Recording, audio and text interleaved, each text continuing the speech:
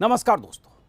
Bilkis case में 11 दरिंदों की रिहाई पर बवाल और सवाल के बीच कुछ चौंकाने वाली जानकारी आज फिर सामने आई है।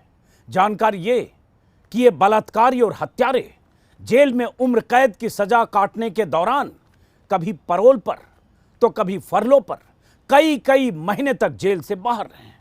आज के इंडियन एक्सप्रेस में छपी खबर के मुताबिक इन सभी दरिंदों पर सरकार और जेल प्रशासन की मेहरबानी रही और ये बार बार पैरोल और फरलो पर जेल से बाहर आए और तय मियाद के महीनों बाद जेल वापस लौटे।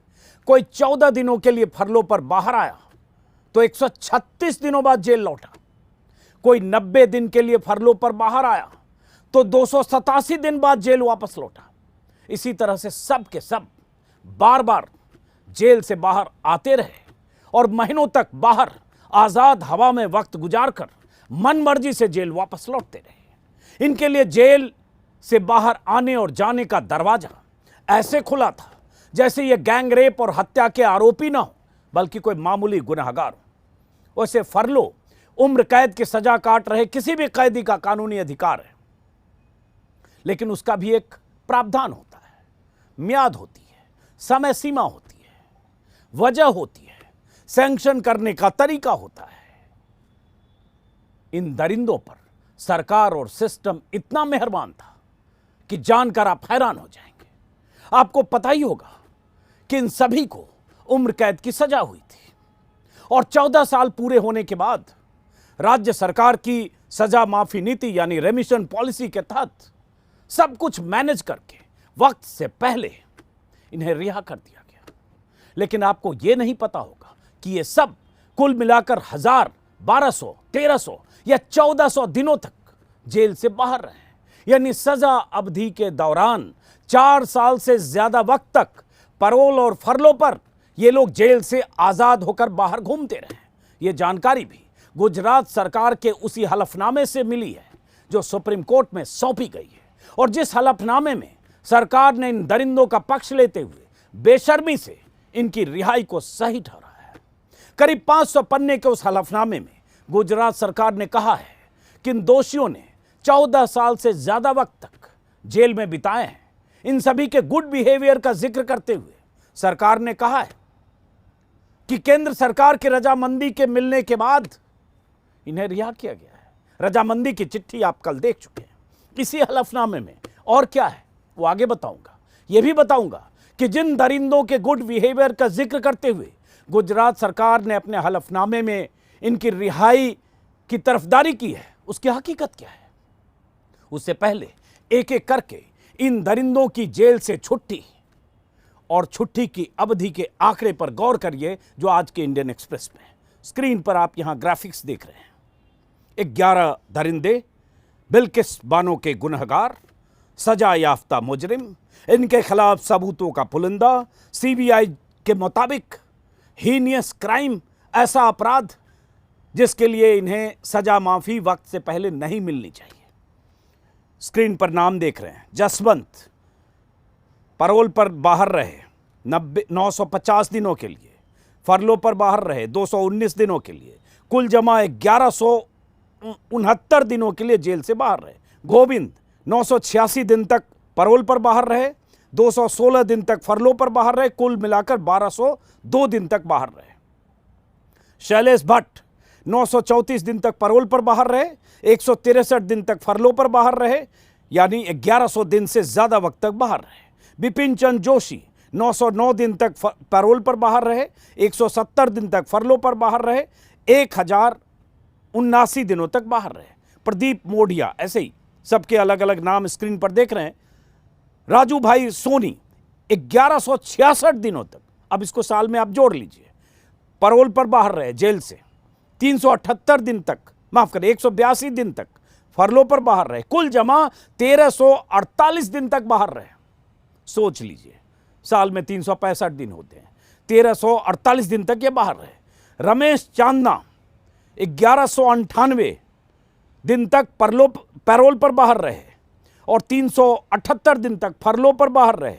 1576 दिनों तक रमेश चांदना साहब जेल से बाहर रहे और ये लिस्ट में मितेश भट्ट भी हैं, 771 दिन पैरोल पर, 234 दिन फरलो पर, कुल जमा 1005 दिन।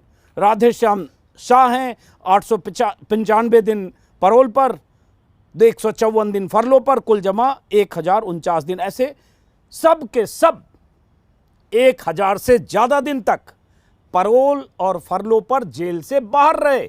इसी से समझिए कि कैसे इन दरिंदों को आसानी से बार बार पैरोल और फरलो मिलता रहा। इन 11 दोषियों में रमेश चांदना नाम का शख्स जनवरी 2015 में 14 दिन के लिए फरलो पर बाहर आया, लेकिन 135 दिन बाद जेल वापस लौटा, यानी तय अवधि के 122 दिन बाद। कुल मिलाकर 1576 दिन, यानी 4 साल से ज्यादा वक्त तक रमेश चांदना जेल से बाहर रहा। राजू भाई सोनी नाम का शख्स नासिक जेल से 90 दिन के पैरोल पर बाहर आया, लेकिन इसने 287 दिन बाद सरेंडर किया, यानी 197 दिन ज्यादा जेल से बाहर बिताकर लौटा। बाकियों को भी ऐसे ही बार बार बाहर आने की छूट मिलती रही। फरलो उन सजा याफ्ता कैदियों को दी जाती है जो लंबे समय से सजा काट रहे हैं, और ये एक तरह की छुट्टी होती है जो कैदियों को परिवार से मिलने या पारिवारिक सामाजिक जिम्मेदारी पूरा करने के लिए दी जाती है। तो कोई नई बात नहीं है, लेकिन जितनी दी गई वो बात है, और जितनी दी गई उससे कई गुना ये बाहर रहे। इस बारे में राज्य सरकारों ने अपने अपने नियम बनाए, लेकिन आमतौर पर फरलो 14 दिनों के लिए होता है, और इस अवधि को सजा की अवधि में ही जोड़ दिया जाता है। जेल में रहने के दौरान इतनी बार इनका बाहर आना और तय वक्त से महीनों तक ज्यादा बाहर गुजार कर फिर जेल जाना इस बात का सबूत है कि जेल अधिकारी और प्रशासन इन सभी पर हमेशा मेहरबान रहे। इन सभी पर जो गैंग रेप और कत्ल के आरोपी थे और हैं। अब बात उस गुड बिहेवियर की जिसका जिक्र गुजरात सरकार ने अपने हलफनामे में किया है। मैंने पहले भी आपको 1 या 2 वीडियो में बताया था कि बिल्किस केस के अहम गवाहों ने फरलो पर छूट कर आए इन दोषियों में से कईयों के खिलाफ कई बार पुलिस थाने में डराने धमकाने का आरोप लगाकर शिकायत दर्ज कराई थी। इन पर आरोप यह भी लगता रहा कि जेल से फरलो या पैरोल पर बाहर आने के दौरान ये लोग गवाहों को डराते और धमकाते थे। और तो और दोषियों में से एक मितेश चिमनलाल भट्ट के खिलाफ पैरोल के दौरान 2020 में एक महिला के साथ छेड़छाड़ का मामला भी 354 आईपीसी के तहत दर्ज है। उसके खिलाफ इस मामले में केस भी चल रहा है। बावजूद इसके ये सब संस्कारी हैं, ब्राह्मण हैं, और गुजरात सरकार के मुताबिक इनका गुड बिहेवियर है। वैसे दरिंदों का क्या गुड बिहेवियर होगा, क्या गुड कंडक्ट होगा? जिन दरिंदों ने 21 साल की गर्भवती महिला के साथ गैंगरेप किया, कितनी बार बताऊं, उसकी 3 साल की बेटी को मार दिया, उसके परिवार के 7 लोगों को मार दिया, मूर्छित अवस्था में बिल्किस को तभी छोड़ा जब उन्हें लगा कि अब वो जिंदा नहीं है। किसी तरह बिल्किस बहुत कम कपड़ों में कुछ लोगों की मदद से पुलिस तक पहुंची। पुलिस ने भी लीपापोती करने की पूरी कोशिश की।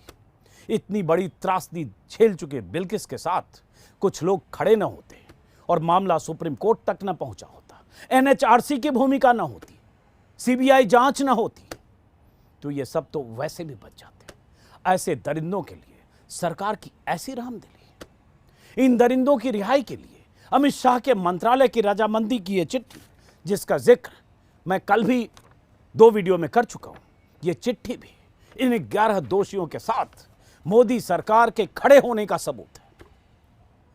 मोदी सरकार के कैबिनेट मंत्री का यह कहना कि इनकी रिहाई में कुछ भी गलत नहीं हुआ, जो भी हुआ कानूनी प्रावधान से हुआ। इनकी रिहाई के खिलाफ सीबीआई की वो अदालत थी जिसने इन्हें सजा दी थी। इनकी रिहाई के खिलाफ वो सीबीआई अधिकारी थे जिन्होंने इन दरिंदों को सजा दिलाने में भूमिका निभाई थी, जांच की थी, जिनकी जांच के आधार पर इन्हें उम्र कैद की सजा मिली थी। इनकी रिहाई के खिलाफ बिल्किस थी, फिर भी इन्हें रिहा कर दिया गया। रही बात सरकारी और कानूनी प्रावधान का, तो कहीं से कानूनी बाध्यता नहीं है कि उम्र कैद की सजा काट रहे दोषियों को सजा माफी नीति का फायदा मिलना ही चाहिए। ऐसे मामलों में हमेशा राज्य सरकार के पाले में गेंद होती है। जेलर ही कैदी के गुड कंडक्ट का रिपोर्ट देता है, जिला प्रशासन जेल सलाहकार समिति बनाता है, सरकार उनकी सिफारिशों को मंजूर करती है, यानी सब कुछ सरकार के हाथ में होता है। यहां भी सब कुछ सरकार ने किया। इन दोषियों की रिहाई की सिफारिश करने वाली समिति का जिक्र मैं कई बार कई वीडियो में कर चुका हूं, जिसमें बीजेपी विधायक समेत 5 बीजेपी समर्थक थे। 10 में से 5 बाकी सरकारी अधिकारी। उनकी क्या हैसियत होगी अगर सरकार इन्हें छोड़ना चाहेगी, आप समझ सकते हैं। सबने मिलकर सिफारिश कर दी कि इन्हें अब सजा माफी नीति के तहत जेल से छोड़ा जाना चाहिए। उसमें वो बीजेपी विधायक जिन्होंने कहा यह संस्कारी ब्राह्मण है। क्या यह सब आपको हैरान नहीं करता? जिस सरकार और सिस्टम को शर्मिंदा होना चाहिए कि वो बिल्किस को इन दरिंदों से बचा नहीं पाए, वही सरकार और वही सिस्टम उल्टे दरिंदों की वकालत पर उतर आया है। मोदी चुप है, शाह चुप है। मोदी लाल किले से भाषण दे चुके हैं, नारी सम्मान की बात कर चुके हैं, नारी के खिलाफ विकृति को हटाने का संकल्प लेने की बात कर चुके हैं। फिर सवाल उठता है, इन हत्यारों और दरिंदों पर सरकार की मेहरबानी क्यों? कोई सरकार किसी महिला के साथ गैंगरेप करके उसकी मासूम बेटी समेत परिवार के 7 लोगों की बर्बर हत्या करने वाले दरिंदों के प्रति उदार हो सकती है क्या? कोई सरकार अदालत में दोषी साबित हो चुके दरिंदों की रिहाई के लिए इतनी बेशर्मी से बचाव कैसे कर सकती है? यह रिहाई का रास्ता कैसे तैयार कर सकती है? यह सवाल नैतिक मूल्यों का भी है, एक पीड़ित महिला के साथ खड़े होकर उसे इंसाफ दिलाने का भी है। लेकिन मोदी सरकार और गुजरात सरकार की मंशा के सामने ये सारे सवाल बेमानी हैं। उम्मीद अब सुप्रीम कोर्ट पर टिकी है। सुप्रीम कोर्ट ने गुजरात सरकार का हलफनामा मिलने के बाद अगली तारीख 29 नवंबर की मुकर्रर कर दी है। हालांकि साथ में यह भी कहा है कि राज्य सरकार का जवाब लंबा है, लेकिन तथ्यों की कमी है, विवेक का इस्तेमाल नहीं किया गया है। कहीं जजमेंट के हिस्से कोट कर दिए गए हैं, कई जगह चूंकि 500 पन्ने हैं, लेकिन तथ्य नहीं सौंपे गए। ये सब सुप्रीम कोर्ट ने कहा तो है, लेकिन करेगा क्या, ये देखना बाकी है। हालांकि फिर भी मैं कहूंगा सुप्रीम कोर्ट से उम्मीद है। सुप्रीम कोर्ट में अगर याचिकाएं नहीं डाली गई होती, अगर सीपीएम लीडर सुहासिनी अली, महुआ मोइत्रा, रेवती कौल और एक पत्रकार, अगर इन लोगों ने सुप्रीम कोर्ट का दरवाजा नहीं खटखटाया होता, तो ये दरिंदे जेल से छूटकर मिठाई खाते हुए, माला पहनते हुए, तस्वीरें खिंचाते हुए, बिल्किस के जख्म पर मिर्च रगड़ते हुए आजाद हवा में सांस ले रहे होते। सांस तो अब भी ले रहे हैं, लेकिन कम से कम उनकी फाइलें तो खुली है। सुप्रीम कोर्ट के नोटिस के बाद गुजरात सरकार की मंशा तो एक्सपोज हुई है, साथ में अमित शाह के मंत्रालय ने कैसे उनकी रिहाई का रास्ता बुलंद किया, यह भी तो सामने आया ही है। और सुप्रीम कोर्ट ने, गुजरात सरकार ने चूंकि आड़ ली इस बात की कि रिहाई सुप्रीम कोर्ट के निर्देश पर हुई थी। सुप्रीम कोर्ट ने कहा था पिछली सुनवाई के दौरान, जिसका जिक्र कल के वीडियो में भी मैंने किया था, कि सुप्रीम कोर्ट ने कहा था, हमने कहा था तय प्रावधानों के तहत गुजरात सरकार विचार करे, हमने ये नहीं कहा था इन्हें रिहा करिए। अब क्या होगा?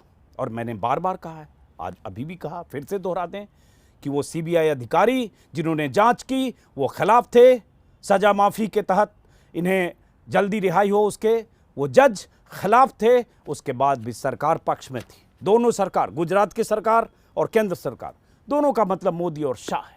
और मतलब आप समझ सकते हैं, चुनाव है गुजरात में, बिल्किस है, बिल्किस बानो है, ये सारे संस्कारी ब्राह्मण हैं।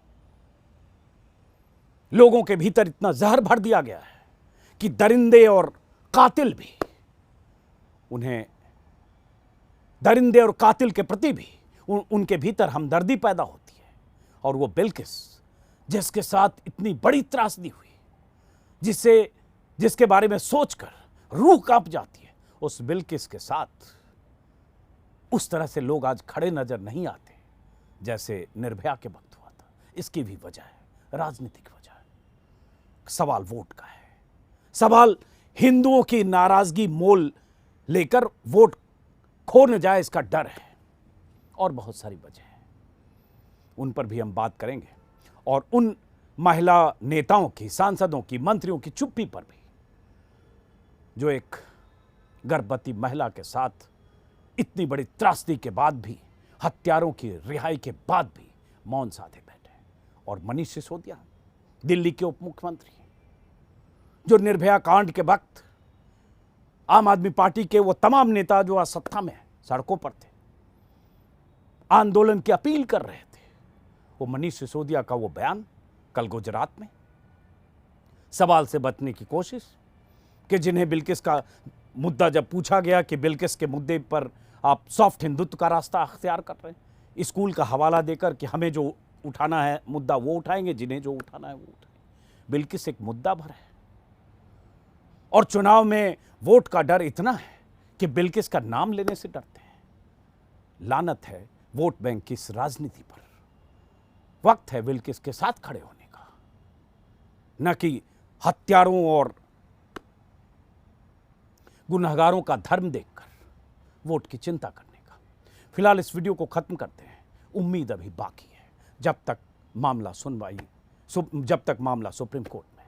फिर मुलाकात होगी। नमस्कार।